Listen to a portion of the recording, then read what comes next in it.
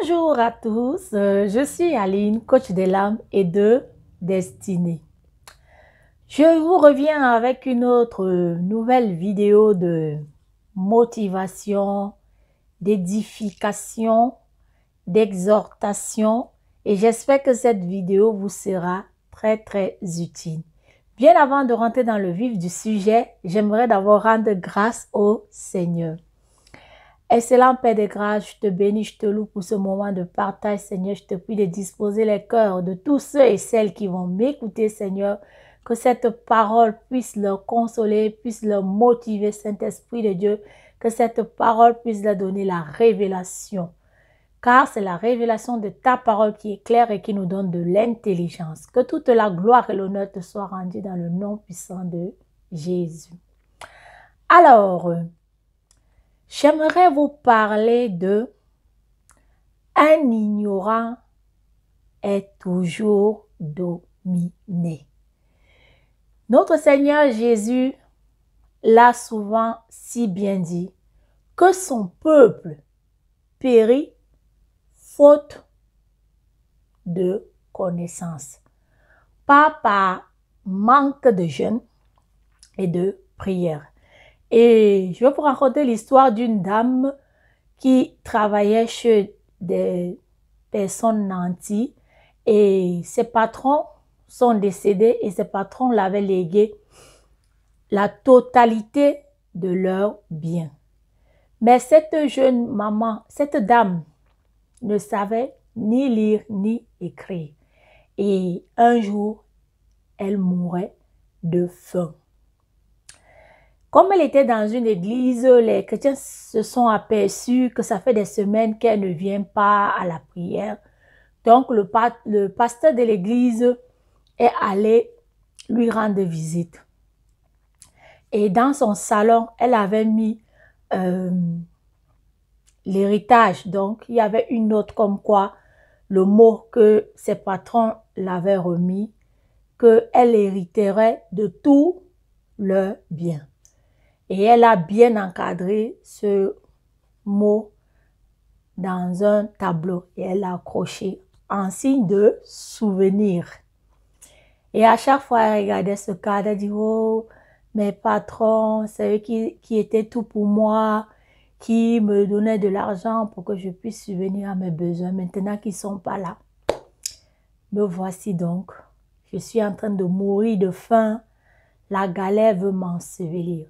Et son pasteur vient donc lui rendre visite et lui demande, mais ça fait des semaines, on ne t'a pas vu à l'église, mais qu'est-ce qui se passe? Elle raconte donc ses déboires au pasteur.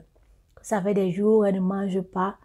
Et comme son pasteur était curieux, il est allé regarder le cadre, le papier qui était encadré là sur un mur.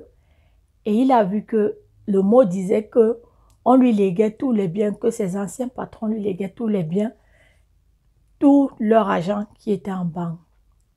Et le pasteur lui dit, hey, ben, tu as un mot ici où tes anciens patrons t'ont tout légué. Allons à la banque pour prendre de l'argent puisque tu meurs de faim.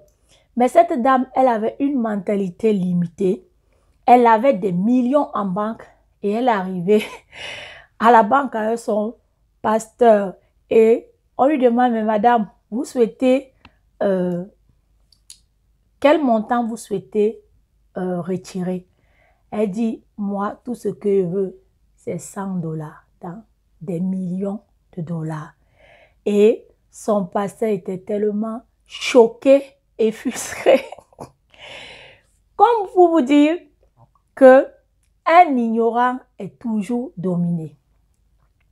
Je reviens maintenant dans le cadre de la vie chrétienne où nous avons donné notre vie au Seigneur. Jésus-Christ nous a dit que tout est accompli.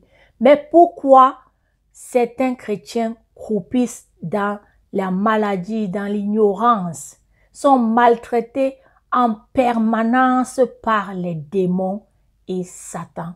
Tout simplement parce qu'ils sont ignorants. Un ignorant qui prie, un ignorant qui jeûne n'a pas de résultat. Il nous faut la connaissance. La connaissance est très, très importante. Nous le voyons dans tous les domaines de notre vie. Si vous êtes ignorant ou ignorante de vos droits, vous allez vous faire dominer par ceux qui ont la connaissance.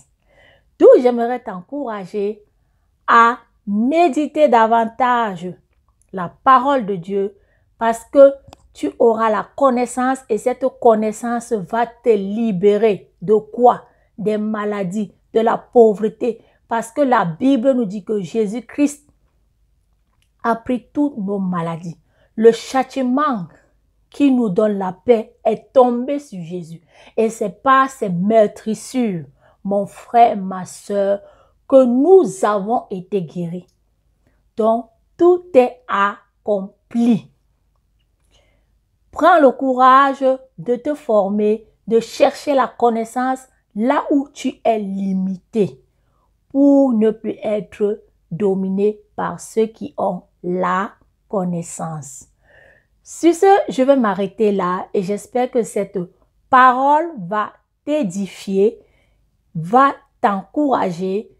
Délivre-toi, sors de l'esclavage de Satan. Prends, exerce ton autorité parce que Jésus a tout fait. Jésus t'a donné son nom, Jésus t'a donné son sang et le glorieux Saint-Esprit vit en toi. Et la Bible dit que celui qui est en nous est plus grand que celui qui est au dehors. Que toute la gloire et l'honneur soient rendus à notre Dieu. Et je vous dis à très bientôt. Bisous. Bye bye. Aline, coach de l'âme et de destinée. Bisous.